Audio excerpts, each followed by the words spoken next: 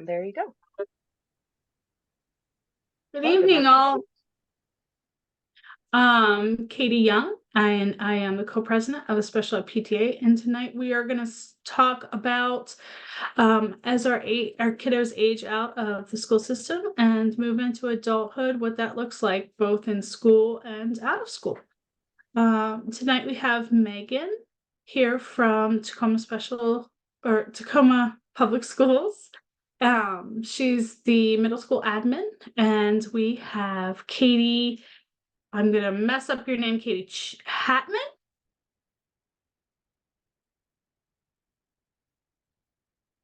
That'll work. Okay. From Able Accounts, and then we have James Bates and Liz Johnson from Elder Law Group to finish up our meeting tonight. So we're gonna start with Megan.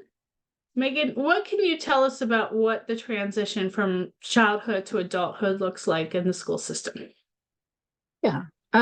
So the big part about transition is that it actually starts at age 16 for the IEP process. So you will start having those conversations typically, depending when your student gets to be age 16, but it could be in 9th grade, but most times in 10th grade. And so secondary transition conversations happen at that point, and we start talking around the basics of preferences, interests, strengths, and needs. That's the first part of the conversation. And that's truly looking at some assessments, some post-secondary assessments, and seeing what we can tease out, because as you know, young students ages in the teenage realm don't really know what they want to do, or some do, and maybe they're not thinking globally because they haven't had experience or exposure. So we start doing some transition age appropriate assessments to see what we can tease out and see what could be some strengths and some guidance on where they could go when they graduate. So then we talk about their transition goal, which is what we talk about. What will they do when they graduate from high school, their post-secondary education experience, and what that could look like. Would that be something around a 2-year college, a 4-year college? And then for our students that may have more significant disabilities, they may look at potentially supported employment. And so it really is a variety of goals that we look at. And so we look at talking with families too and say, what do you think are some goals that you would like to see for your young adults?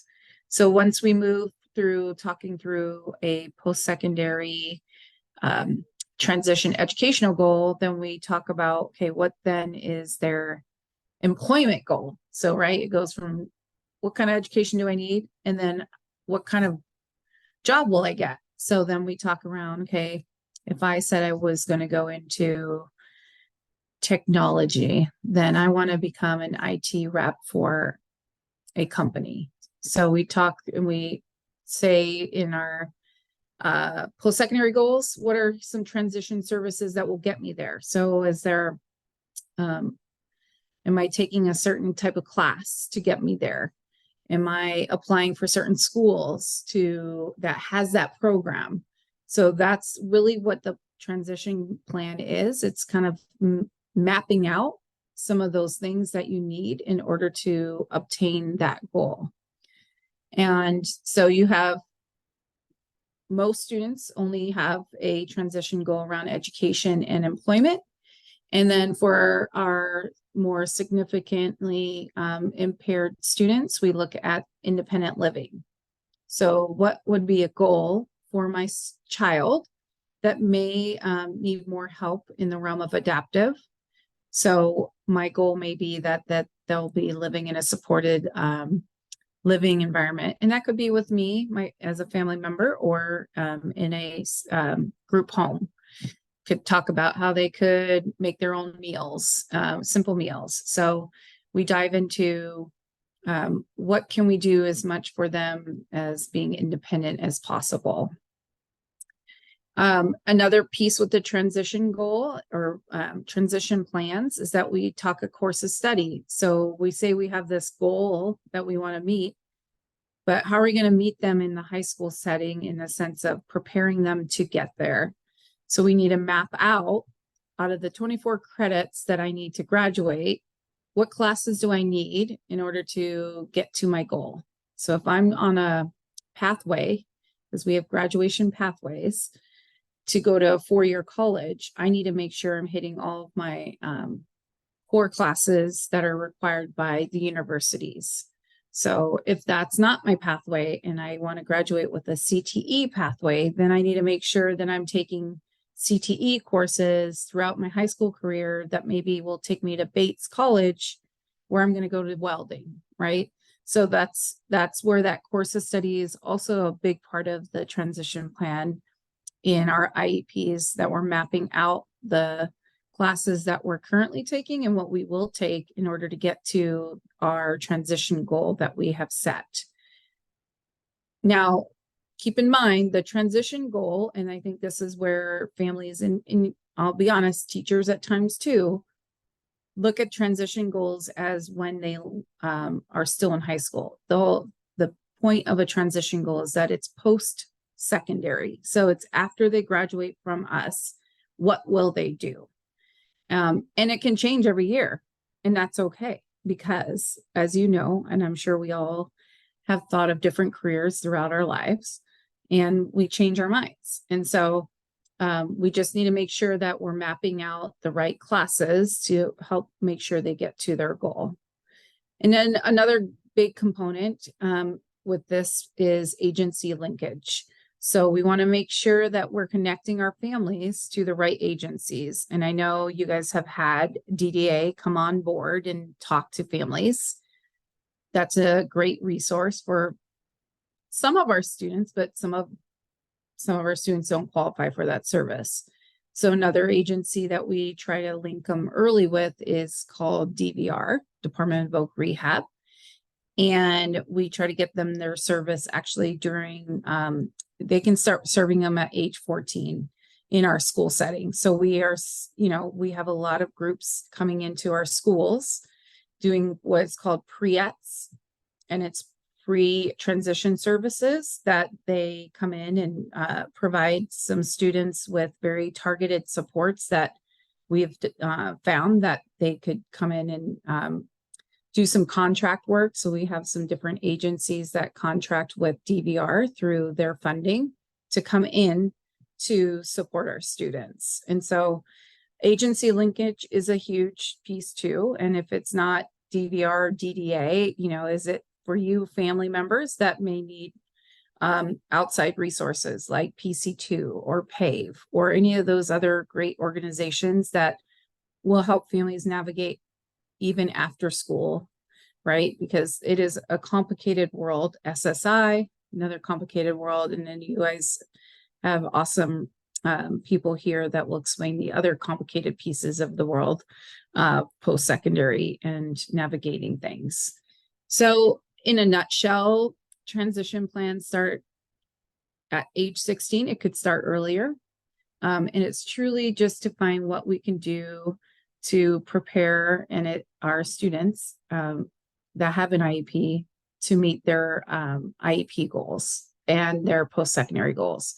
The other piece, just for an awareness, that by law, a year after your child graduates from high school, we will be calling you and we will be checking in and seeing what they are doing.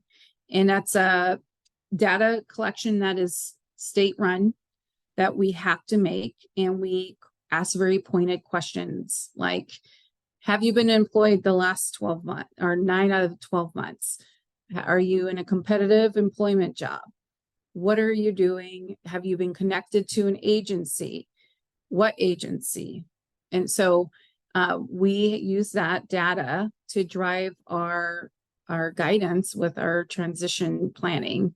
So know that that's another piece that's huge, is that we are being audited by the state every year around transition, because they find it very important, and as we do, that we want you to know that we're going to be asking, because we use that information to guide how we support our students in the future.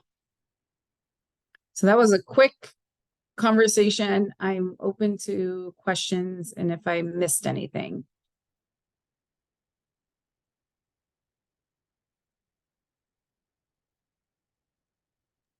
I do have a quick question. What would happen if a family wanted to start the transition planning earlier than 16? Is that just requesting it through their case manager at the school level?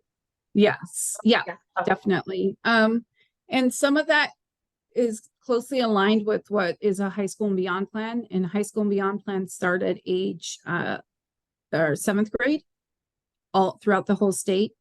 And a lot of it is very similar. We say all the time, use your information from your high school beyond plan, because it aligns perfectly with the transition. But yes, you could start earlier than 16. Awesome. Thank you. Yeah. Pieces help you decide where a kiddo is going to be. Like, is it based on their placement in the school system as to whether or not they qualify for job training, or how do those pieces get worked out? A lot of it is through, using the transition assessments and seeing what the student is really interested in and their goals, right? So some of our students truly are tracked to go on and go to college, right? That's something that's obtainable, and that's what they're going to do. For students that, as an IEP team, the transition plan is saying, I'm not sure if college is ready, like they're college ready, but they need a little more support with like how to maintain a job, and they need a little more opportunity for some of those general life skill things, like how do I plan my outing on a bus route, right? And they're not maybe able to drive themselves around, but they're able to ride a bus. Financial, like keeping track of like paying for things. So if they are truly needing more intensive services after they graduate, that's an IEP team decision using different assessments and conversation. And it really starts in the 9th grade. And it's not I'm at my spring, here I am, March of my senior year, and I don't know what I want to do. So I need more time.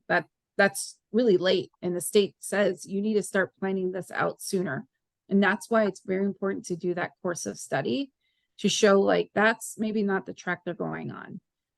And then there's a whole different world, which I won't go too deep into, but there are lots of other opportunities for students that may have disabilities to go to college, right? So we have Highline Achieve.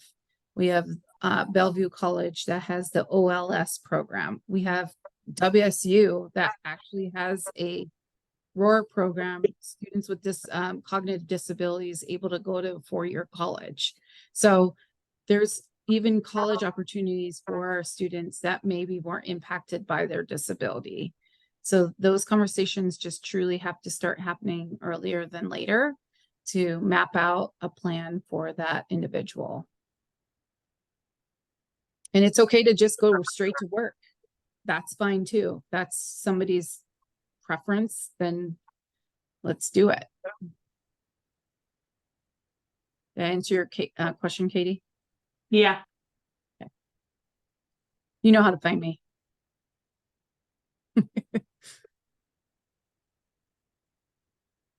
I just think on my end, I've got a challenging kid that has a very direct path that he wants to go to, and I just don't see it happening. So that's my worry, is how do I redirect a little bit?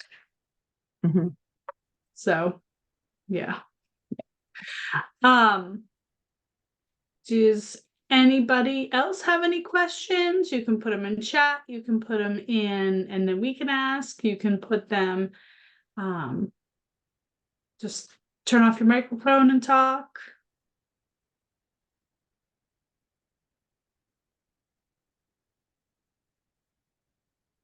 Okay. And then so between 14 and 16 is basically where we go to start this planning process. So great. Thank you for the information, Megan. We really appreciate you joining us. No problem. Thank you. All right. Have a good night. So now we're going to be switching gears a little bit and talking to Katie Hatam from Able Plans. Katie, you want to take it over? Sure, thank you. Hello, everyone. First, thank you to Katie and Sarah for inviting, and the rest of the PTA for inviting us to come and share here tonight about the ABLE program. My name is Katie Hatam, and I am the Disability Board's Program Manager from the Disability Work Group of the Department of Commerce, who administers the ABLE program as well as and I oversee the ABLE program and the Developmental Disability Endowment Trust Fund program. So those are both administered by Commerce, and that's where I work. Let me go ahead and share my screen here, make sure you all can see. Okay, move my screen back around here. So awesome, you can see that. Great. And it had my screen all set up, and then when you go to share screen, it moves it. So move things back around here so I can see you all. And then I will try to keep an eye on the chat as I go through here, but if I miss you, if you have a question and I miss it, I'll get to it at the end. So go on here. So before we begin, I kind of want to put this disclaimer out there that this position during the presentation will provide some high level like overview of what the ABLE plan is. But when it comes to your specific situation, we can't provide legal or tax or financial information. So we definitely recommend reaching out to your attorney, your benefits provider, whoever it may be that you're working with, to see how it applies to your situation. I can certainly answer some questions, but you just can't provide that legal advice. And this presentation will also hopefully help answer questions for people who are directly living with a disability. I know in this group here, we're mostly parents of children or students who are living with a disability. And so you should be able to get information out of this as well. But this is also for people who might be supporting those who are living with a disability, their benefit provider, representative pays, and so on. So I wanted to do a little bit of an overview of what ABLE is, just in case this is your first time hearing about it. ABLE stands for Achieving a Better Life Experience, and it's the result of the federal Stephen Beck Jr. Achieving a Better Life Experience Act, which was passed in December 2014. And it's a tax advantage account that allows people who are living with disabilities to save or invest money for both their current and their future qualified disability expenses. And the tax advantage basically means that people can earn money on their investments tax-free as long as the funds that are withdrawn from the account are spent on qualified disability expenses. Then those earnings won't be taxed. And withdrawals also don't count as income in that case as well. So funds in an ABLE account don't count towards the $2,000 asset limit for like SSI, and it also doesn't count towards the asset or income limits for other federal and like means tested programs, federal and state benefit means tested programs. So it eliminates the need to kind of shuffle money around or spend down your money every month in order to continue to be eligible. So the disability categories are, broad. It includes mental health, physical, developmental, congenital, and more. I'm going to do a highlight at the end of this of our other developmental disabilities endowment trust fund, which is specific to developmental disabilities, but ABLE is open to people of all that's living with all disabilities. Account holders can contribute up to $18,000 a year. That's the annual contribution limit, without it impacting those state or federal benefits. And this is an amount that's determined based on federal guidelines. So it actually increases a little bit each year, depending on what that federal limit is. And then for people who are living with a disability who are also working, we have an Able to Work program that allows people to contribute an additional up to $14,580 to their Able account every year as well. So one of the first ways to determine whether or not an Able account is for use is if you're eligible. So people who meet all these following criteria can open an Able account. So a Washington State resident, starting with that, and with a disability onset before age 26. Usually for minors, all of you here probably that's the case for you. But if you happen to know anybody who has a disability that began after age 26, you'll be happy to know that starting January 1st of 2026, we're increasing that limit or that age limit to 46. So the Able account will begin to be available for people who have a disability, onset between the ages of 26 and 46. But for now, it's age of 26. So it's those two criteria, and then one of the following, which is that they're either entitled to SSI or SSDI benefits based on either the disability or blindness, or that they can self-certify that they have a disability. And if you don't have documentation to provide during that enrollment process to show the disability, we have a physician's form on our website that you can download and have that completed by a physician, and you can use that to enroll as well. So who can open an Able account? This is, again, for many of you here on, this is probably going to be parents or guardians who are opening an Able account. Some people who are living with disabilities can open the account on their own. They are able to make those decisions on their own behalf. And if they aren't directly a parent or guardian, this is another authorized representative can open an account on behalf of the beneficiary. And this is a hierarchy list. So at the moment that basically upon enrollment, the person who's enrolling or starting the account just has to certify that they're unaware that there's anybody else higher than them in that hierarchy. So for instance, if the grandparent's opening an account, they just need to make sure that there isn't another parent or maybe a legal guardian or power of attorney that should be opening the account on the beneficiary's behalf.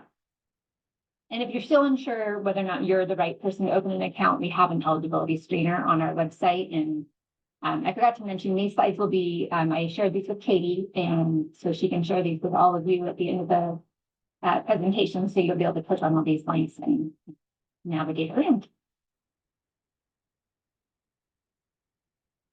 So here's some common Able exemptions. I know some people are probably curious about how Able accounts interact with their various benefits that they may have. So I'll go over these at a high level, but I definitely recommend clicking on the links, reading through the WACs and the RCWs, and those are so exciting to read, but it'll definitely give you a more in-depth look at whether or not, or how the Able account interacts with your benefits. So for Healthcare Authority and Medicaid, they will not count, there's kind of a list of things that they will not count as income.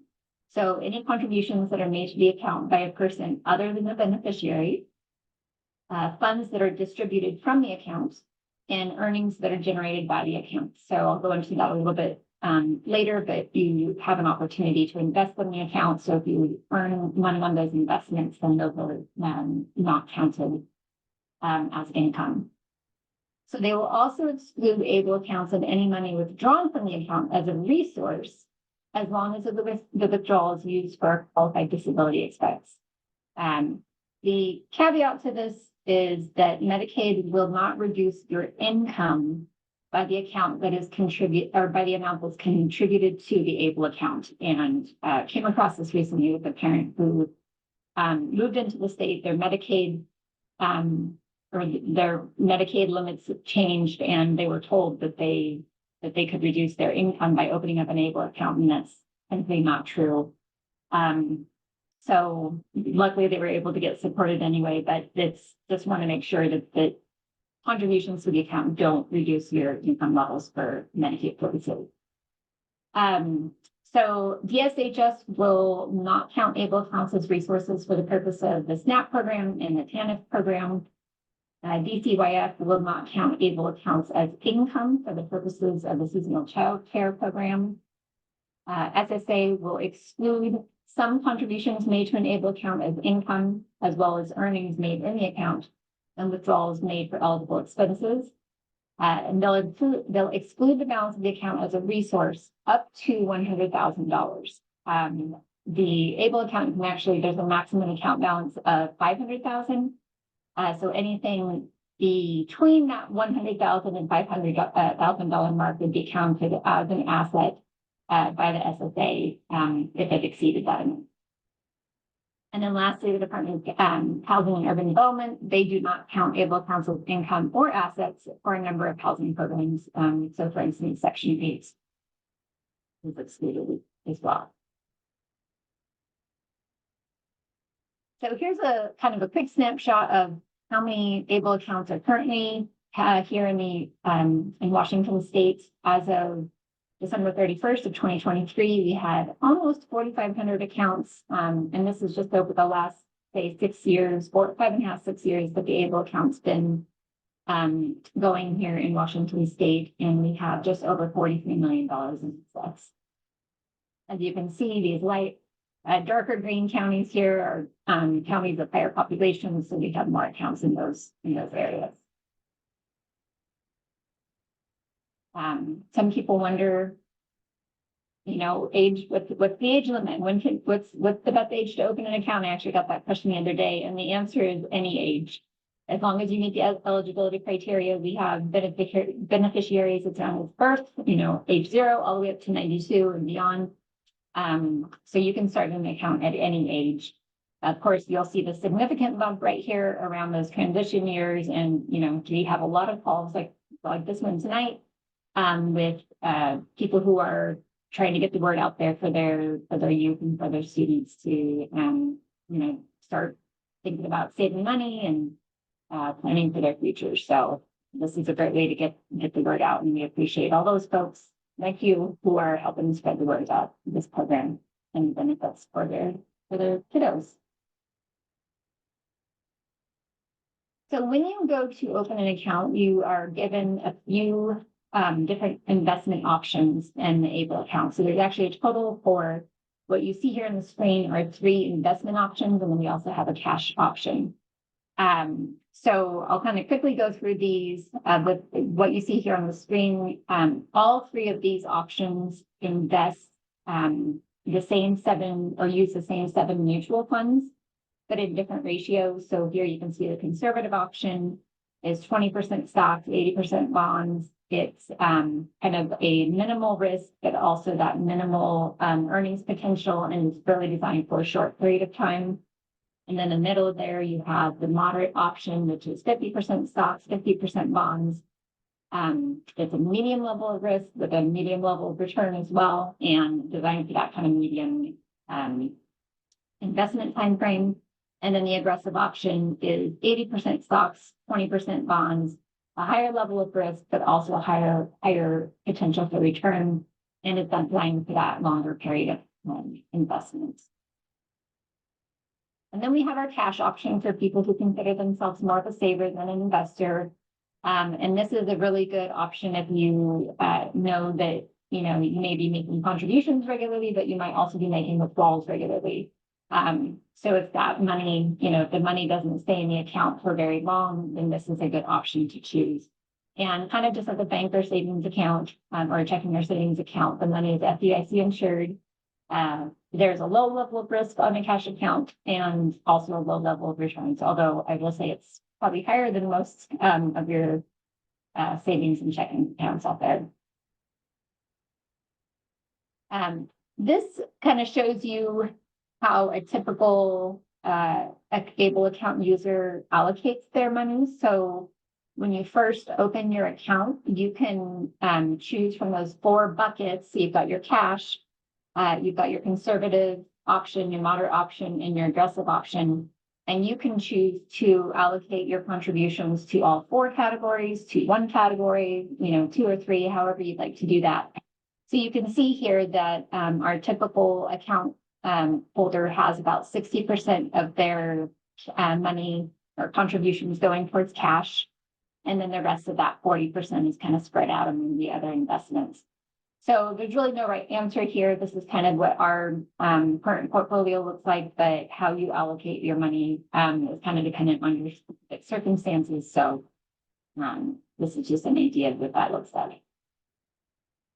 And then here's a snapshot of our historical performance for those of you who may be interested in the numbers and the investment side of it. This is, you can see these are the numbers as of our inception, which was July 1st of 2018. Over the long run, the numbers might look pretty typical. We had some pretty hard years because this was all based on the market. So first during the pandemic, there was some hard years, but over this last year, we've come up quite a lot. And then here's that cash option, which is right around that 5.18% APY, which is pretty competitive to most standard bank accounts. And this is updated monthly. So if you go to our website, you can kind of see an update on a monthly basis. So account costs, may want to know what all those are up front. We've got no enrollment fee for the ABLE account. There's a minimum startup balance of $25, so it doesn't take much to get it going. An annual maintenance fee of $35, and this is prorated quarterly, so you'll see that come out on a quarterly statement. If you do choose to invest in one of those 3 investment options, moderate, conservative, aggressive, then this is the range of fees that are charged on those investment accounts. We do also have a debit card option. So if people, it doesn't come with the account, but if people opt to get that, then there's a $1.25 fee for that debit card.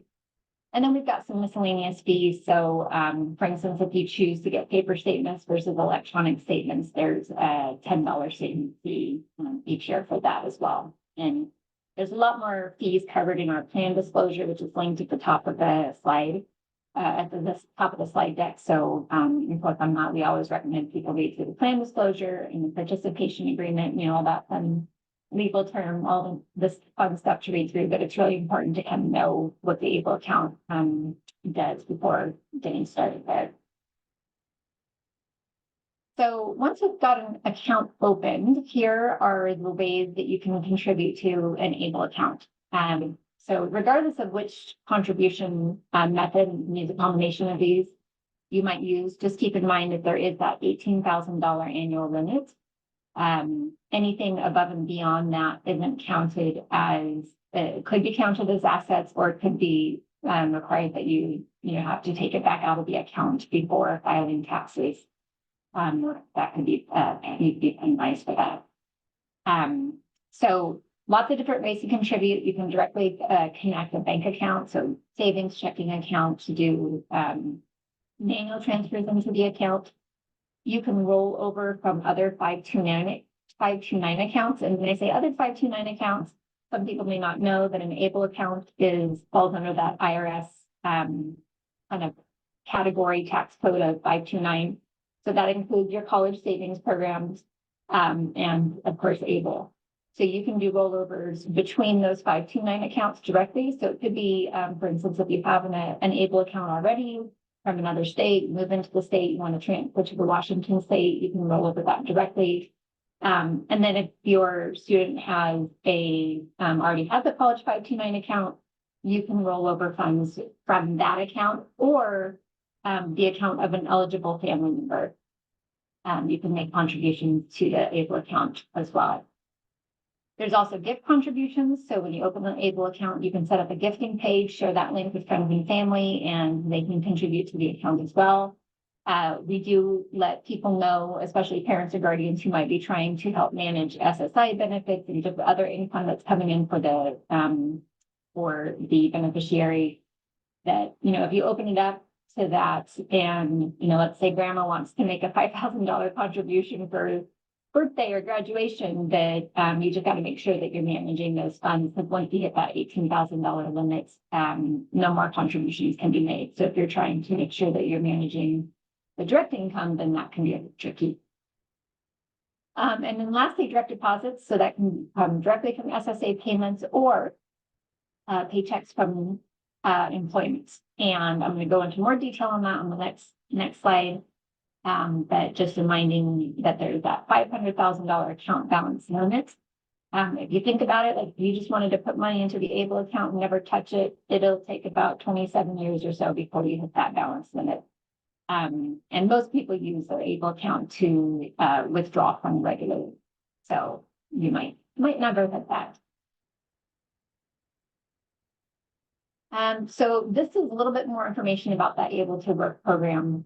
This is for beneficiaries who are employed. So if your children are looking at gaining employment after they graduate from high school, then for 2024, they can contribute an additional amount equal to their current year gross income and up to that annual limit of $14,580. So that means 18,000 plus 14,000, they can contribute up to $32,000 a year to their ABLE program. This amount is also based on federal limits, so it typically increases every year. So this is what it is for 2024, and not will go up over the years. So the one caveat to that is if they are employed and their employer, they themselves or their employer are contributing to another defined contribution plan. So think of like 401k, 403b. They wouldn't be eligible to contribute to their ABLE account, but if they decided that they would prefer to donate or contribute to their ABLE account, then they just have to make sure that they stop that other defined contribution by the end of the year, and they can start their ABLE contribution in the following year. Payroll direct deposits can be set up for the ABLE account online. We also have forms on our website that can, all types of transactions can be done through forms, and but the online site is really pretty user friendly. And of course, there's that bonus if they're employed, they get that IRS savers credit that they can claim on their 1040 form, and there's a link there for that. So here's kind of all of those qualified disability expenses, and just a reminder, these fall under the jurisdiction of the IRS. So we can tell you what these categories are, but it's not really our role to interpret what those categories are. We get lots of questions like, can you pay for trip expenses if they've been on a trip to Disneyland, or can you pay for cat food? Can you pay for utilities? We've not yet heard or learned about the IRS auditing people for claiming those expenses. And at the same time, we can't say, absolutely, you can pay for that because it really is up to the IRS. But you can see here, there's a broad range of expenses that are covered. Megan kind of was talking earlier about some of those support services, employment training, maybe education. So you can see here that it includes a lot of broad range of categories. And one thing to keep in mind is, so, if you kind of think of it from the perspective of, is the expense being made to improve health, independence, and quality of life, then you could most likely say that these are, that you can pay for those expenses out of the account. The key here is just maintaining good records and receipts of any purchases that are made. I'll go into in a next slide, this next one, yeah. So the prepaid card will actually give you the ability, it's kind of an add-on to your ABLE account, and it allows you to pay for purchases directly just using a card rather than having to write a check from your ABLE account. And the prepaid card dashboard allows you to track those spending categories. So, if you go grocery shopping, you can say that that's part of basic living expenses. Or if you get gas, you can add that to, basic living expenses, things like that. So this is a great add-on to an ABLE account. About 15% of our users are currently using this. It's also great if you want to put a little bit of spending money on the card for your child, and they want to go out and do shopping or whatever that might be. So again, there's a $1.25 per month to maintain it. You can load anywhere from $10 to $20,000. This is the card maximum. All those transactions are tracked in line. There's no transaction fees, and just like the cash option, this is FDIC insured. It just can't be used for cash or at ATMs. Here's a little snapshot if you want an idea of what people spend their money on using their prepaid cards. You can see it here in the beginning of this slide. There's, you know, a lot of people use that for shopping, food and groceries. These are like your weekly expenses maybe, so they're a little bit smaller, but used more frequently. And then you get down here to the end, going to the gas station, auto repair, utilities. Those costs are usually a little higher, but they happen less frequently.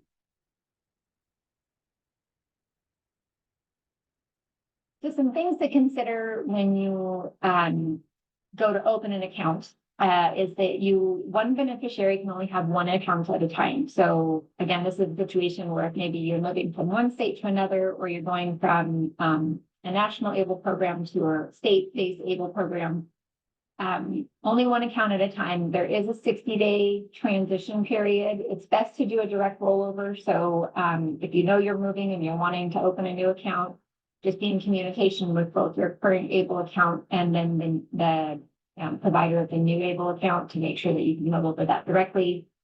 Balances over 100,000, as I mentioned, are counted as a resource for SSI.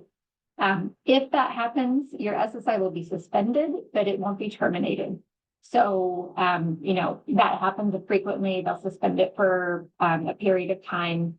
But if you're using that money regularly, chances are the balance may drop back below that, in which case it'll be eligible again. And there is no effect to those Medicaid benefits as remainder. If you hold on to the money from 1 month to the next, it does count as a resource unless you can specify and document, you know, that maybe you pulled money out for some assistive technology or whatever it may be, that maybe it's a high dollar item, and you can document that you plan to, you know, purchase this this item in the near future. The only thing that you can't hold from one house to the next, or from 1 month to the next, is housing expenses. So we usually recommend that, you know, people, for instance, rent might be due the first of the month. But if you want to make sure that that's available by the first, you have to withdraw it, you know, maybe a couple of days before. What we usually recommend people do is just check in with your landlord, say, hey, rent be due the 5th or the 10th, and that'll give you time to transfer the funds and make that rent payment not be late. And non-qualified disability expenditures will incur that 10% penalty, and there'll be taxes owed on that if the account's used for anything that isn't part of those qualified disability expenses. And Medicaid can recover funds from the ABLE account after the death of the beneficiary. So that is something that's eligible. And I'll go into more detail about this again. There are other options. If that's a concern, there's other options of other things where the fund would be safe funding. I'm not going to go into too much detail about how to enroll in the account or how to operate, like how to use the account, but we do have a YouTube account where we've got several videos about how to enroll, make a contribution, make a withdrawal, all that stuff. And so all these videos are available through that link. So quick recap, we'll have a slide. So this is kind of a repeat of information. Got to be a Washington state resident with time of enrollment, disability onset prior to age 26. There's that $18,000 cap on annual contributions. They can contribute an additional $14,580 if they are employed. Pretty much anybody can contribute to the account. Balances above 100,000 will be counted as assets for SSI limits. And the account balance maximum is 500,000. You get your account, manage it all online. So I'll do a quick overview of how ABLE compares to the Developmental Disabilities Endowment Trust Fund. This is the other account that we manage or administer. This is actually managed by the ARC of Washington, but we administer it from the Department of Commerce. So like an ABLE account, the DD Endowment Trust Fund will allow people with disabilities or their family members to save for their disability-related expenses now and into the future. They're excluded. It's also excluded from many other state and federal necessity benefit programs. The funds must be used in the interest of the beneficiary, and it can be used to cover many qualified disability expenses. The only difference is that the endowment trust fund will not cover basic living expenses or housing costs. And so that's why a lot of people will actually get both of these. Maybe use the endowment trust fund for some of those larger dollar purchases and contributions, and then use the ABLE plan to kind of do more of that day-to-day living expenses.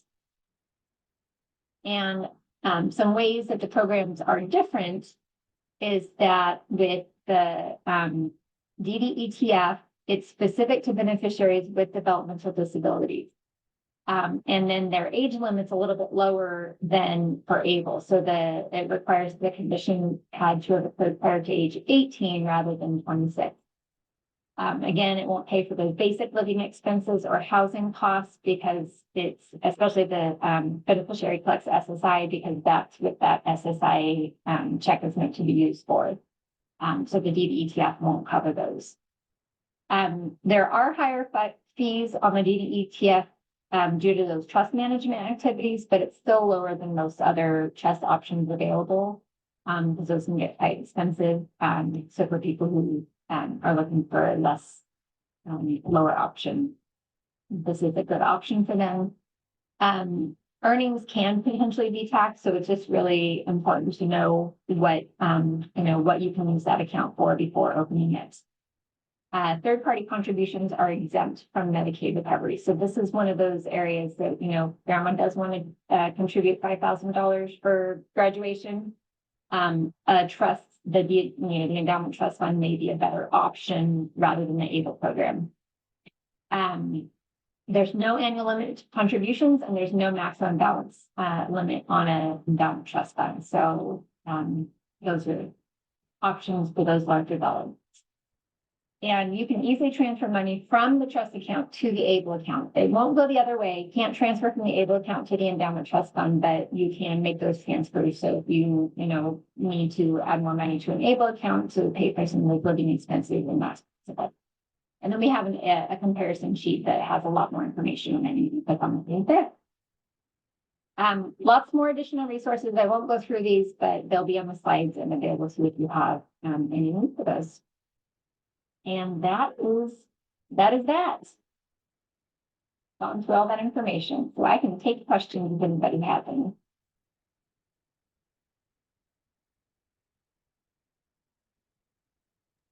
Although I don't have a question, I at least want to say thank you so much. That was a load of information, and we will definitely make sure to share out the PowerPoint to our members. Yes, absolutely. Okay, I don't see any other questions. Sorry, somebody come off mute. Go ahead. I have one question, Katie. So does the trust have limits that affect SSI in the same way? That is where I'll go back to this previous slide. I don't have a specific question to that, and I haven't shared this yet, but I'm 2 months into my role, and I had an opportunity to get pretty knowledgeable about ABLE, and I'm just beginning to learn about the DDETF. But there is a link to the website here, and if there's, if you have really specific questions, Dylan, who's at the DDETF or at the Arc of Washington, and Melissa Foster is the trust manager there. They can also come and do presentations like this. If this is something that you wanted to have them come and share, they can come and share that information as well. But if you want, I can follow up on that question for you and get back to you about that. That'd be great. Yeah. Do you mind, Katie, popping that in the chat, and then that way I can copy that down the way that you want to ask. And then James provided, it sounds like you probably know more about the DDETF than I do. So he says it's what's called a D4C pooled trust. And the answer is there aren't limits, but it has similar payback provisions. So The D4C is kind of interesting, and I don't know if the DD Endowment Trust works this way, but a typical special needs trust, which is called the D4A trust, when you die, it pays back to the state. The one cool thing about the D4C pool trust is it can be, instead of paying back to the state, it could be used for other beneficiaries. Now, I don't know if the DD Endowment Trust does that, but that's kind of a cool feature of pooled trusts. So it's really a matter of, do you want the ability to not have the money tracked by SSI, or do you want it to go to somebody else when the person dies? Well, so this is a little bit of a weird situation. So the D4C pool trust existed long before the ABLE account came into play. So, and this is my bias, and Liz can tell me if she disagrees. Honestly, I look at the ABLE account for small amounts of money under $100,000. If you have somebody, and this is the most realistic thing that happens, you apply for Social Security, they drag their feet, they give you $20K. Well, let's make it 18. They give you $18,000, and then they say, you don't qualify for Social Security anymore because you're over resources. You can just throw that money into the ABLE account. I tend to use the D4C trust when somebody, okay, let's use a real life example. Grandparents make a big mistake and leave the special needs child $500,000 in a will. You can just throw that into a pool account, and you can't put that into an ABLE account. So they're different tools with kind of different goals. And for a lot of us with special needs children, I think the ABLE is a more useful tool.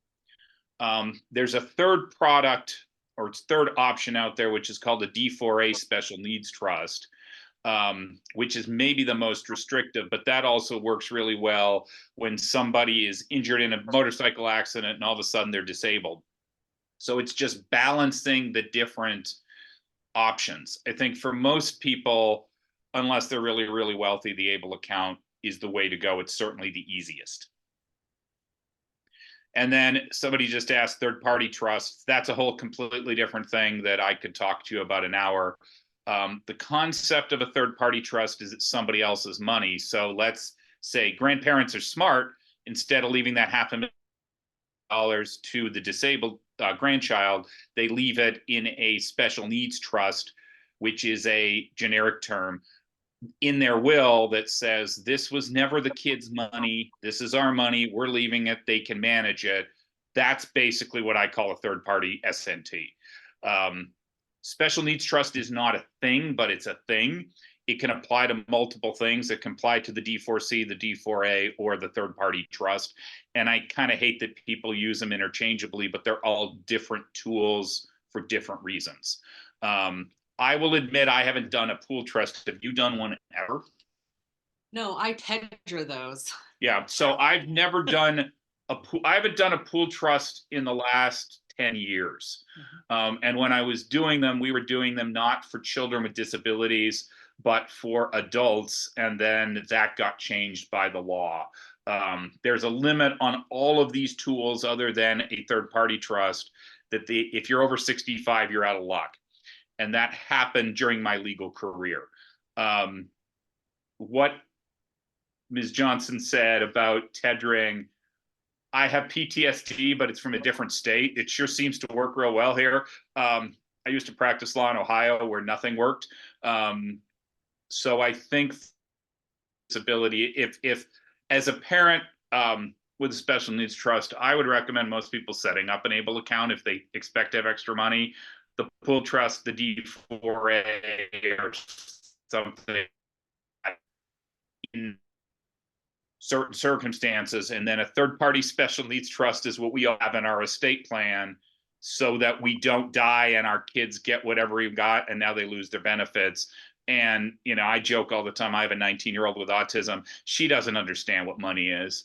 Every time I talk to her, I ask her for $5 and she won't give it to me. So it just depends on your circumstances, your financial situation, and what you're trying to accomplish, and talk to your attorney about it. They're all just different tools that do different things. It's great that we have a state DD endowment trust, because by law, they've got to be run by a nonprofit, which is why ARCO Washington's involved. And it's a D4A that it's called a pooled trust, not because you can use it to buy a swimming pool. It's because they pool all the money together to get better Investment rates. better growth, better rates, better everything. And I would say that I mostly agree with Jim. I only do able or pooled trusts if it's the person's money and I can't divert it to a third party trust. But it's only because clients have come to me who have done able accounts, which I love. But the parents contributed $20,000 and then the kid died and they don't get to pull their $50,000 back out. It goes to Medicaid. So I encourage any gifts to go through a third party trust. Absolutely. And I try to encourage parents to set them up, set them aside, and just leave them there so that we have a place to divert funds if we need to.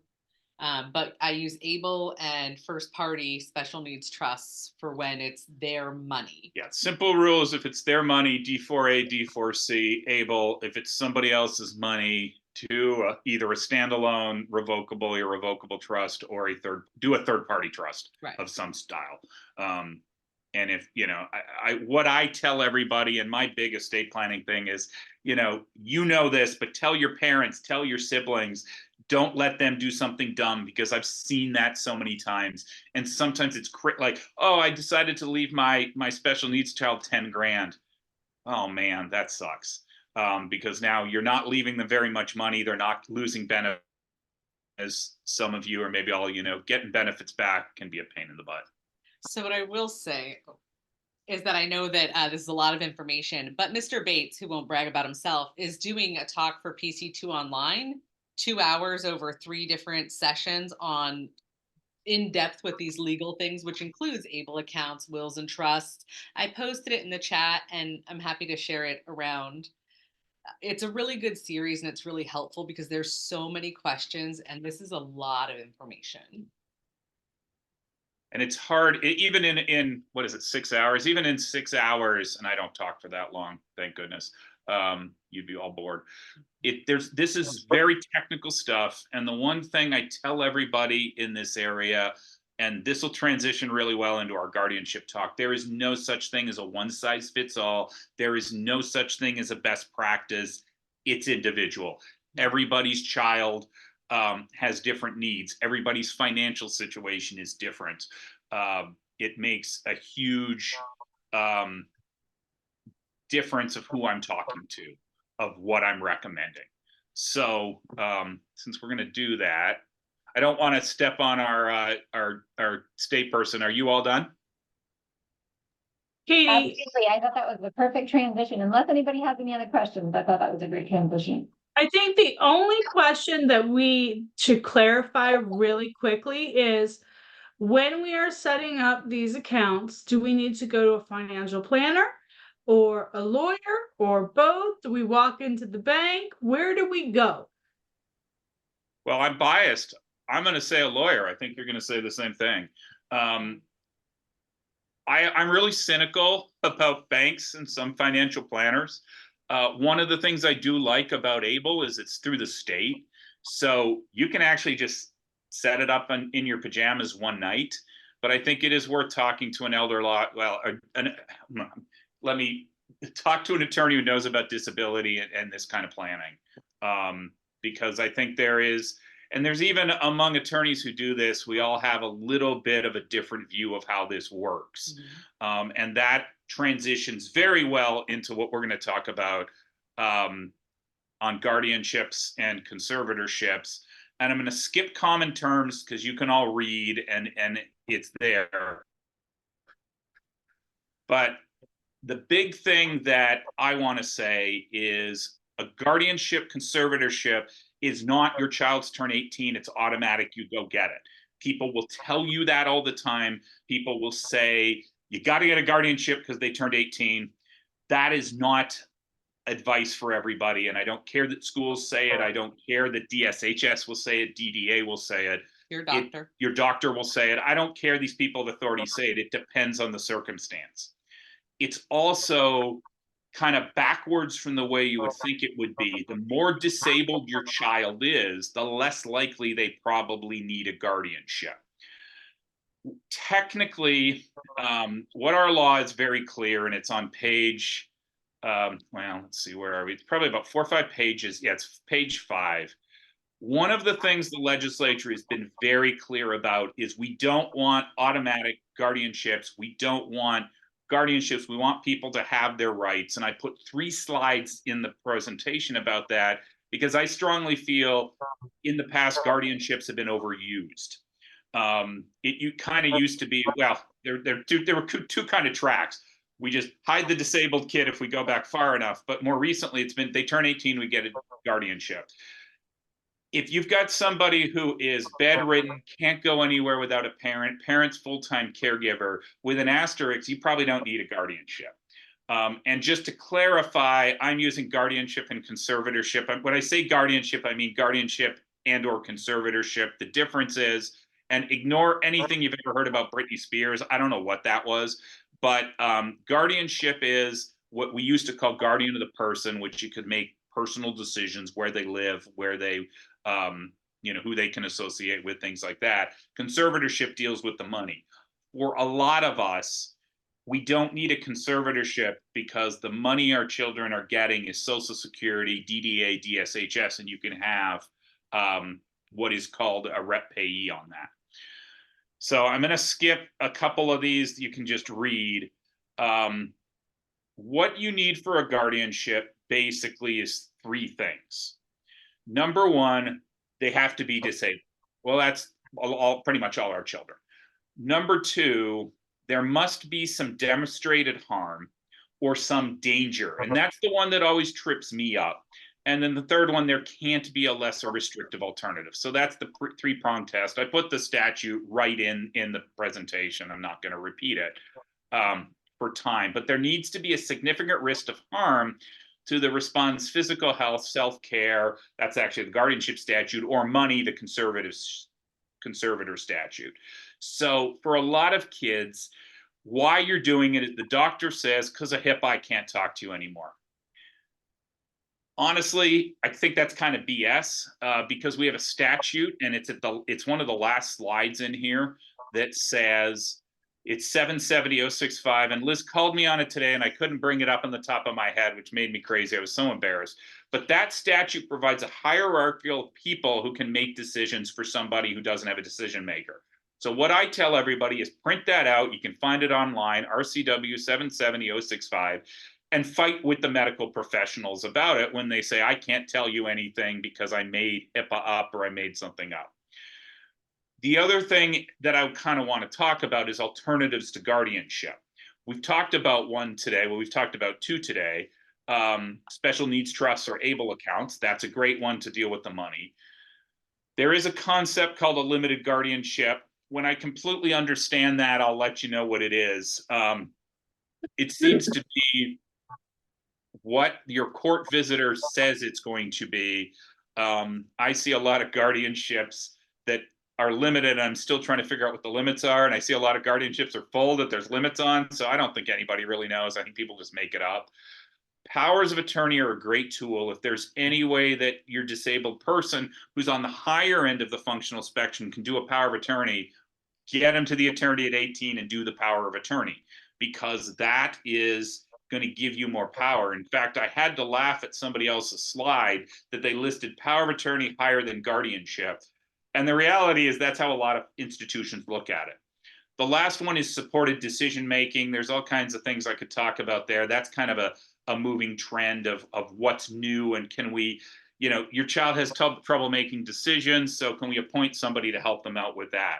The last one is literally do nothing. If you have that profoundly disabled child who's never out of your life, you honestly don't need a guardianship. And why don't you need a guardianship?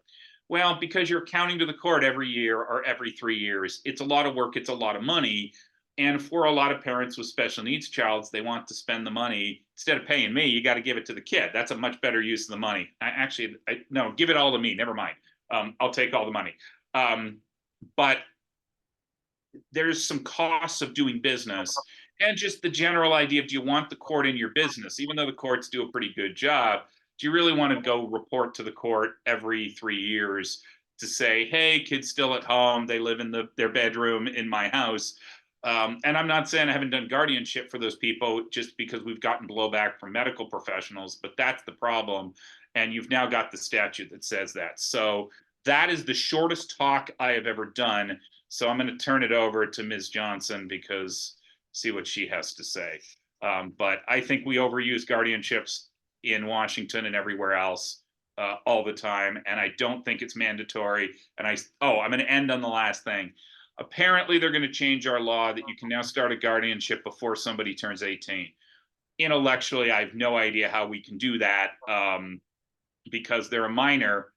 How can on the 18th birthday we determine they're incapacitated with no due process? But that's neither here nor there. That's not the law today. I think it's going to be the law in a year.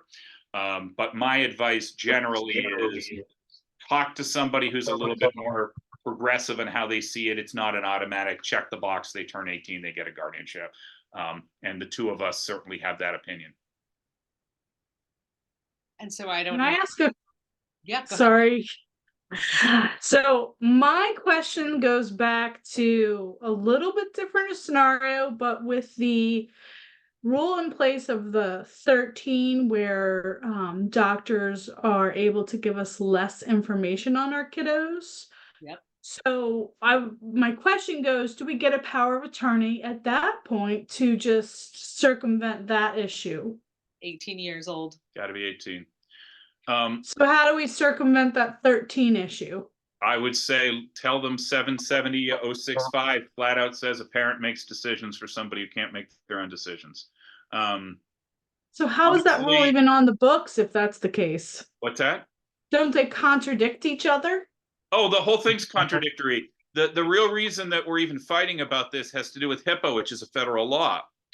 And that's the issue, is the facilities do not want to fight between what controls state law or federal law. And my argument is, and this is getting high level constitutional argument, the Constitution flat out says unless the Constitution speaks to it, state law controls. So state law should control. But what you're dealing with is bureaucracy. And I'm going to tell you, this is just an anecdote over coffee. A while back, between jobs, before I got back into doing the guardianship stuff, I was looking at trying to get into more healthcare side of things. So I sat down with the head of UW, who was the HIPAA director. And she flat out said, I think most of my employees use HIPAA as a excuse not to do more work. And I'm like, yes, I knew it. That's exactly what I always thought.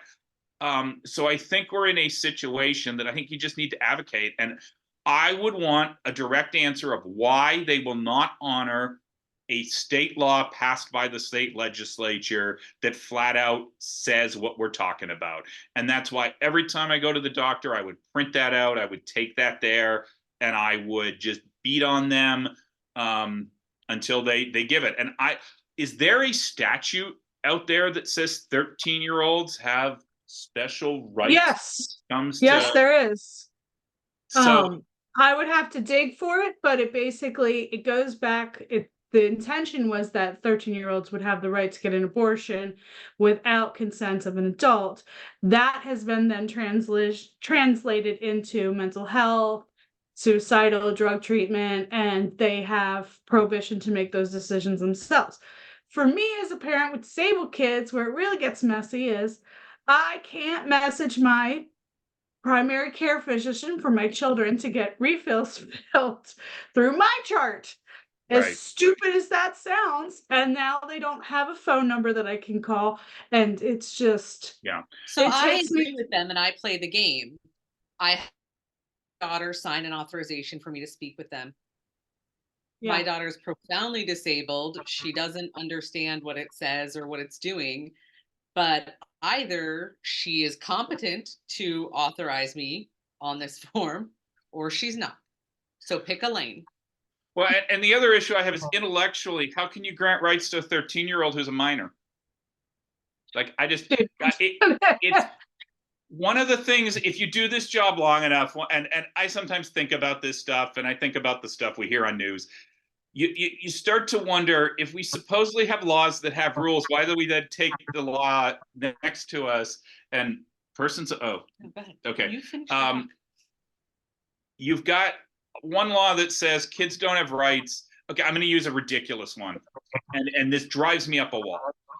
The drinking age is 21, but you're an adult at 18. But we have a constitutional amendment that says there can't be two separate rights and groups of people. So why can we have 18 to 21-year-olds and then 21 and over? Now, my solution to that might be raise the age of majority to 21. I have no problem with that.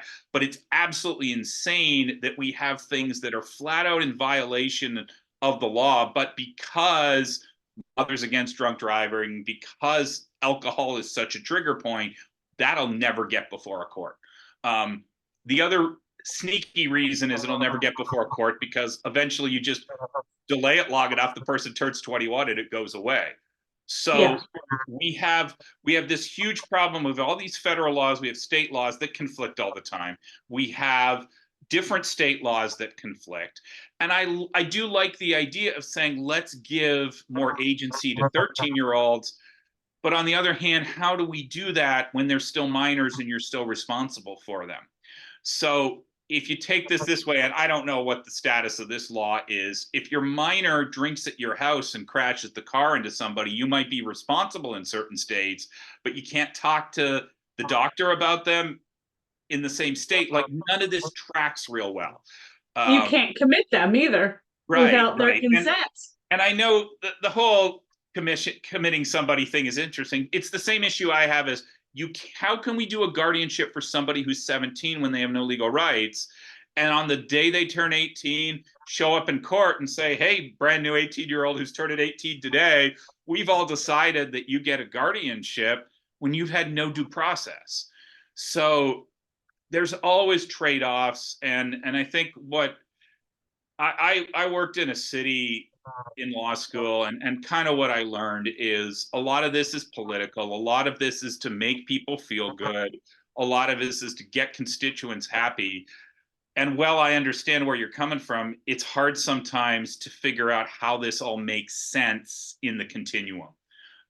So I didn't know about that 13-year-old thing because, I don't deal with 13-year-olds. But I'll look into that because I'd like to see what it actually says. But as I said, the 770065 is clear. And it is interesting to me. And I think, honestly, my honest thing is I think we need to educate more people because it blows me away. Teachers or DDA. Okay, I'm going to overshare and tell a story. So I've talked to a couple times that I have a daughter with autism. She is not technically a daughter. I inherited her when I married her mom at age 2. I do this for a living. Over Christmas, my ex-wife was arguing with me that I don't know guardianship law because the school and her doctor told her this. And I'm like, I'm a lawyer. I do this every day. I teach other lawyers how to do it. I give presentations. And I can't even convince my own spouse. So the problem here is we're all operating in kind of a weird situation that there are rules. They sort of apply. It's hard. You could go to see one doctor, like say you go to the doctor you have a relationship with, it's good. But if that doctor's out and somebody else is in, you get a completely separate answer. And it's not based on anything. And the reality is, not a single one of you is going to hire me to sue your doctor because you don't have the money. It will take too long. So there's no way to get any of this stuff at court. And in what we kind of do between elder law and children with disabilities and guardianship law, so much of this doesn't go to court because the cost of litigating this stuff, even if it's patently wrong, is outrageous that none of us have the money or time to do. So unless somebody takes up a case pro bono, it's never going to get before the Ohio Supreme Court, or sorry, the Washington Supreme Court or the U.S. Supreme Court. If you watch the news, it sounds like you could just call up the U.S. Supreme Court and get your case decided. Not the way it works, So it's just, there's a whole lot of uncertainty, and that's why this sucks. What Liz and I have been doing since the law changed a couple of years ago is we've been getting rid of guardianships for people because you had marginally, I don't want to say marginally disabled, but disabled people who can communicate in guardianships do powers of attorney. And quite honestly, for most people, they see a power of attorney, they act like it's a bigger deal than a guardianship. I've had situations where the bank has said, oh, this guardianship paperwork's no good, they need to do a power of attorney. And my hair out because that's exactly wrong. That's a freaking court order, guys. The power of attorney is something I, pulled out my back pocket. So my advice is talk to somebody, two people on this. There's other people around who are willing to sit down with your kids and see if they understand enough to do a power of attorney once they're 18. Before they're 18, they can't do anything. But once they turn 18, they can sit down and I'm not going to say everybody can, but I think a lot more people can than people think can. Yeah, I think that is a common misunderstanding. So a little bit about Jim and we probably should have opened with this, is I have a law firm, Liz and Justin Elder Law. He has his own firm, Puget Sound Estate Solutions, but we work together a lot because we both have disabled children, and we understand that there's alternative means of communication. So we've done powers of attorney where there's picture communication. It doesn't have to be verbal. We try to meet the clients where they are, because the bar for capacity is actually much lower than people think it is. Washington wants everyone to have the autonomy to decide things like how to do their estate, or who their estate goes to when they pass away, or who makes decisions for them. So you do want to talk to somebody who you feel will stretch a little bit. No one's going to break the law. None of us can afford to lose our license over it. But I just want to say, someone said to me like, oh, you just want to do a power of attorney because you'll make money. And I'm like, okay, just to be clear, a power of attorney is one time, then you're usually done. A guardianship, I get between $3,000 and $5,000 for an uncontested guardianship to start it. And then in 90 days, I get another $3,000 to $5,000 to do your 90-day plan. And then if you have to do anything special, every time I show up, I get around $3,000 to $5,000. But in the first year, it's usually $10,000 to $15,000 we can make as attorneys on a guardianship, and then we get paid every year or every 3 years. So whereas a power of attorney is going to cost you max, I mean, for like a really fancy one, like on gold lettering, maybe $500. I was going to say 600, 700. Maybe like, but you should get gold lettering with that. I don't give anybody gold lettering for $600. So there's some alternatives to doing it if you'll sit down and see where people are. But attorneys are nervous because we don't want to get sued for malpractice. And it's really, when you walk somebody in who's nonverbal and spinning in circles, and someone's saying that person doesn't have capacity, you're rolling the dice with the judge. Right. I'm comfortable rolling those dice. But... And as I said, I can't convince my own spouse, ex-spouse, that our daughter probably has more capacity than she thinks, and I'm too close to it. So my other story is what my plan was to get my daughter to meet with an attorney to see if they thought she had capacity, and my ex-wife blew a fuse because no, the school said she needs a guardianship.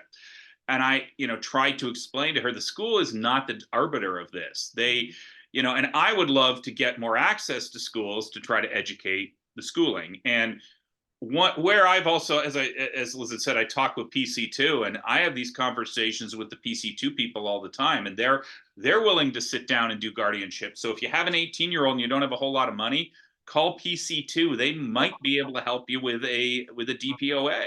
And I'm also throwing Tacoma Pro Bono in the chat. Jim and I would be happy to see anybody who wants to see us, but we didn't come to sell you on our law firms. We really do passionately care about you having access to this. And if you do have an 18-year-old child and their only income is SSDI, you could still qualify for Tacoma Pro Bono. Even if you as a parent make more money, the child might still qualify. And they have a monthly clinic. You can get powers of attorney, will, guardianship advice. Jim and I actually restarted the guardianship clinic there this year. And I would say out of most of the people I see who come in for guardianship, 90% were like, don't do it. That's my advice.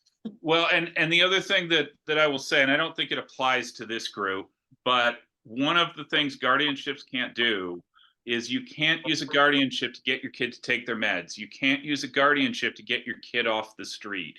You can't use a guardianship to force somebody to fit within, narrow confines of society. It breaks my heart, but so many, it's people coming in, low income people with children who have substance abuse problems or addiction problems living on the street. Well, can I get guardianship and then get them back home? Well, you can get guardianship, but the judge isn't going to go give them their drugs. The judge isn't going to go give them the tools they need to better deal with life. So I think we all need to, I think the big thing I would take away from this is our job as parents is to advocate for our children because nobody else is going to do it. And not to depress everybody and leave everybody on a depressive note, but the thing that scares the living crap out of me is when we are gone, who is going to look after our kids? Now, some of you are probably lucky enough, maybe have other children who are going to do that. But my ex-spouse and I, we had one child together. I never had any children. She had one child. And who's going to look after my poor daughter when we're gone? And that's what scares me the most. And I don't have any solution for that.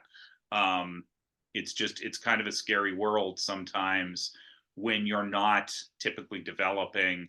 Because my daughter goes to Bellevue schools, and I swear they were talking about college in like 4th grade, and she's not going to college, and it just broke my heart when she'd come up. When do I get to go to college? When do I get to go to college? And she's currently in her transitions program, which is great, but our education system is focused on certain things, and they're not always focused on the special needs kids and what's best for them. And I don't know how many of you fought about IEPs, that's another thing, or fought about getting the one-on-one assistance they need. We're just not set up for it sometimes. And it makes me really, really sad and nervous. And how, when we're all gone, luckily most of you look younger than me, but when we're all gone, who is going to look after these people?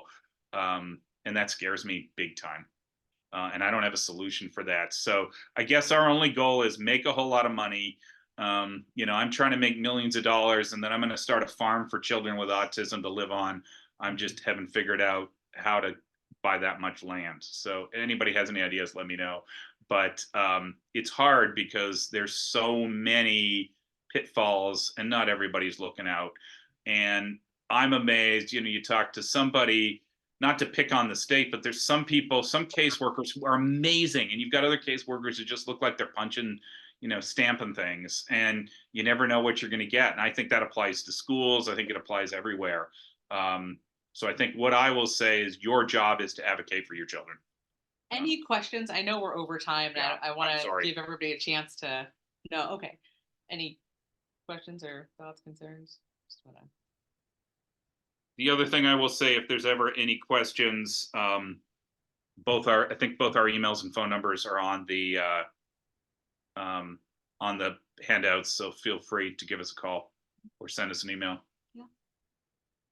And just, it's your job to advocate for your kids, and don't listen, question what you're hearing and think about it. If you have that child who's out in the community all the time, yeah, you probably need a guardianship, because you don't. This is an old story, and this dates me a little bit. I had somebody come to me once. Well, my disabled daughter goes to the mall, and she signed up in those little kiosks in the middle of the mall for aluminum siding and bought a Walkman and all this stuff. And they came because they wanted to move her right to contract, which that I think was a good idea, because she'd sign up for all this stuff. Just, hey, you're letting me sign my name. Awesome. Not understanding. That's a person who probably needs a guardianship more than the more profoundly kid who's never outside of his parents' thing. So it's a continuum. There is no one size fits all, and anybody who tells you is just not thinking about it enough.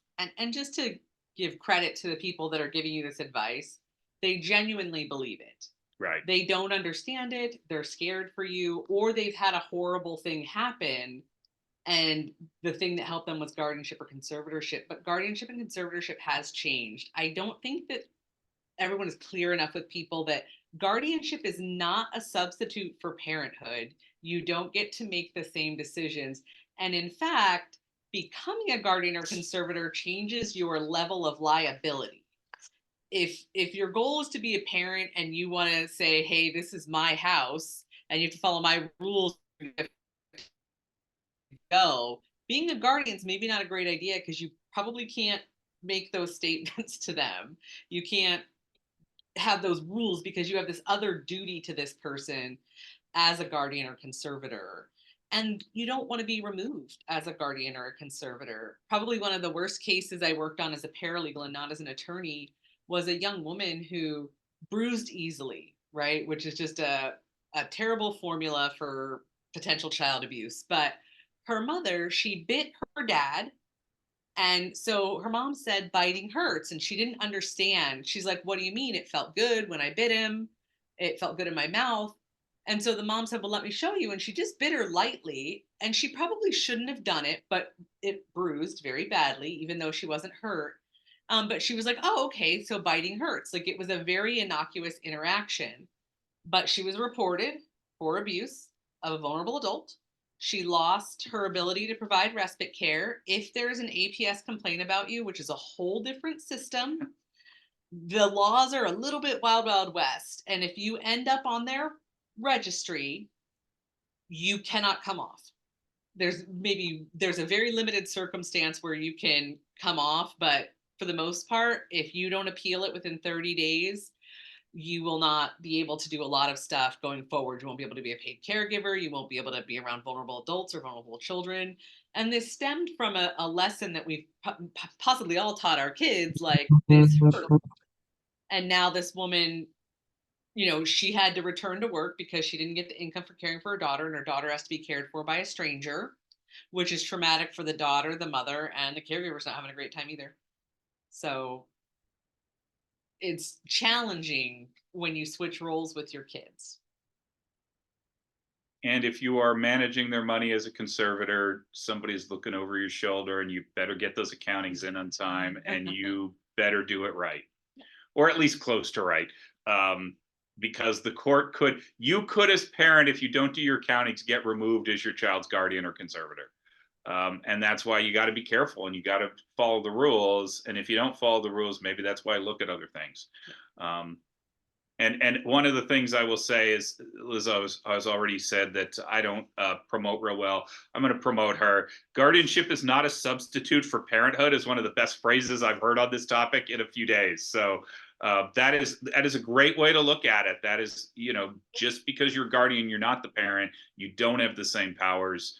And there are some consequences. And I have dealt with some crazy when it comes to APS. And in ways I didn't understand. I had a client who came to me with a really disabled daughter who basically would trash any room she was in. So they put a lock on her door, and APS dinged them for it. Yep. And APS's answer to them, and I don't know how many of you have children with autism, but this gives me the shakes, is we'll just put a buzzer instead of a lock. I'm like, oh my gosh, I'm thinking with my daughter, if a buzzer goes off unexpectedly, that's at least a 10-minute freak out. I can't imagine with this profoundly disabled girl, if a buzzer went out every time she opened her door, that's probably an hour freak out. So, and that was APS said that to them. Like, I'm like, you just don't even understand the community you're working with. And I think our other thing besides advocate for our children is our job is to kind of expose the community to this stuff that is normal. My daughter walking down the street will make stimming sounds, and people give me dirty looks, and I'm about ready to fight anybody who looks at me crazy because she's not hurting you. I'm sorry, she's a little bit noisy, but that's how she deals with the world. And we need to normalize this rather than make it look different. And I think that's kind of our other duty as parents and advocates, is to just normalize non-atypical behavior or non-atypical thinking brains. Because there's nothing wrong with it. It's just different, and different isn't bad. And sometimes I feel like that message gets lost. Questions, thoughts, concerns? Now that we've bored you all to death. No, thank you guys both for coming. I mean, that was a wealth of information, and I definitely will be going back and digesting some of it later. And anytime you want to see us again, I'm available, I'm sure. Yeah. Both of us are. Yeah, we're happy to come and talk and do smaller segments or longer segments or whatever is helpful to people. It's a tough thing to navigate, and I don't think people understand. Like, I was arguing with an opposing counsel because the parent couldn't show up because their child had a meltdown, and it's like, it's one hearing every 3 years. She can't figure it out. I'm like, yeah, good luck. Yeah, you never know when the meltdown's gonna control happen. a meltdown, and it's not one thing. It's neurologist, it's the doctor, it's trying to get the prescription, it's your insurance changing and having to get pre-authorization for a prescription they've been taking for 20 years that saves their life, and now you got to switch it over, and now they want to try something new, and you've got to argue, and insurance said this and insurance said that, and it's school and it's IEP, and then it's multiple IEPs because they're not doing what you need them to do, and maybe you have to go meet with a lawyer to try to get your rights enforced, and then there's special camps and special activities and respite care, and then your respite care person doesn't show up. It's not one thing. You just made me so exhausted. Yeah, it's like yeah, just hearing about it is exhausting. Screw up hearing thing this, is like- much easier to figure out than what am I going to make. So I just got told the best advice ever from we had a new doctor, and to all the crazy. So new developmental pediatrician. She was absolutely lovely. I just received my EOB. Of course, she isn't covered under my insurance. $1,800 for an hour-long visit. But that's whatever. But what cracked me up is I said, my biggest worry is traveling. I want to travel with this kid. And she goes, you're a brave woman. And I said, well, he won't eat anywhere. I'm really scared of his food thing. She goes, will he eat ice cream? And I was like, well, yeah. She's like, does it matter if he eats ice cream, breakfast, lunch, and dinner for a week so you can go to Italy? No. And I felt like that was like the cosm of our lives. Like, these aren't necessarily the greatest decisions, sustained, but for a little while, if it works, it works. And it's okay to give ourselves that permission. Yeah. So Go ahead. My first husband died, and so my daughter was 2. She has autism, and it was unexpected for us. It was a bit of a shock, and so I'm grieving, she's grieving. It's been like less than 2 days, and everyone's worried about us. They keep coming in and checking on us and doing this stuff. So I give her ranch dressing, which she wanted for dinner, and so my friends show up and they're like, you know that she can't eat that all the time, right? Like, you gotta pick a good meal. And I'm like, I don't think it's gonna hurt her. Yes, I realize this is not a long-term solution to feeding her, but her dad just died. It's not gonna hurt her. And then she had autism, so I think ranch dressing causes autism. It probably is my fault she has autism, because I did let her have that ranch dressing for dinner. So we can certainly cause and affect this. I don't know. Clara does love her ranch, so maybe you're right. Like, I don't know what else to do, but yeah. So my kid won't eat any condiments if it makes you feel any better, and he has autism. So I was out actually with Liz's husband and another attorney, and we were. No, it wasn't an attorney. It wasn't with your husband. It was with a friend of ours and a real estate agent. We're up at Doyle's for drinks one night, and people started singing happy birthday, and my face just turned white. And both the guys with me are like, what's wrong with you? And I'm just thinking, oh my gosh, if Claren was here, it would be meltdown right now because she hates that song. And it's so weird to think things that are completely normal in my world, everybody's looking at like, what is wrong with you, dude? And I'm sure we all have things within our families and the way we talk about things. Like, I understand what my daughter's saying. Some of you might be like, I don't know what she's thinking. And you might have that with the same thing with your children. And I think we just need to show there's no such thing as typical. There's no such thing as a typical family. Yeah, letting your kid have ranch because her dad died for a week, who cares? Or eating ice cream every day, who cares? Like, this is, this whole line of things would drive my mom crazy because she thinks there's one way to live life, but it's all okay. And whatever, we've all had to deal with the meltdown, or I could imagine, I never thought about, but getting to a 9 a.m. Friday court date in a Could crowded go- courthouse, going through Yeah, the main line, could- going through security. Could be a nightmare with some of our children, and going through security. Every time I take my daughter to a concert, I wonder how's security going to go today.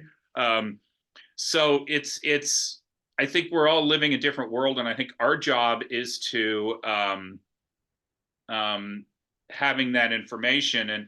And one of the things I was going to say to Katie is, it's great you have an attorney general, but how much experience do they have day in, day out with this stuff? Or is it just another thing that got dropped on their plate? So what I tell everybody is have different viewpoints. And an example of that is, for most of you here, I could see a lot of people here having an ABLE account. I don't see the disability trust working out for as many people. Liz has said she's never done one ever. I haven't done one in 10 years.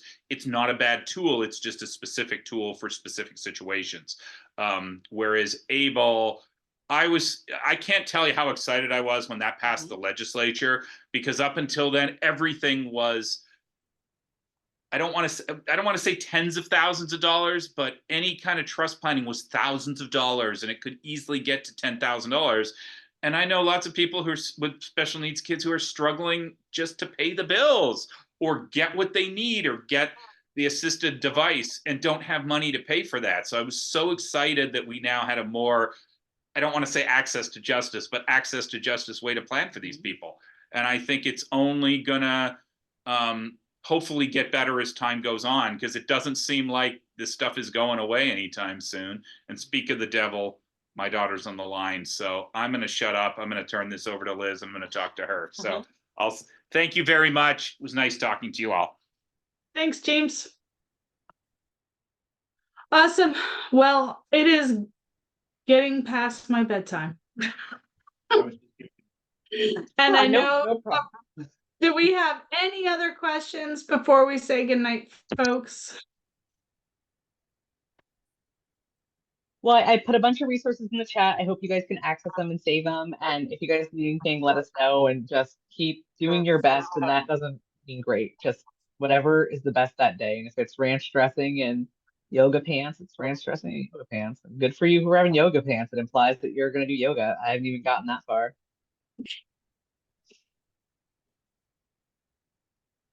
So, well, thank you so much, Liz, for joining. Thank you, Kate, for joining. We really appreciate you. And this was wonderful and a great amount of information. So thank you again. Thank you for having us again. This was really Have a great night, everyone. Thank Okay. you. Have a great night, guys. Bye. Thank you. Bye. Bye.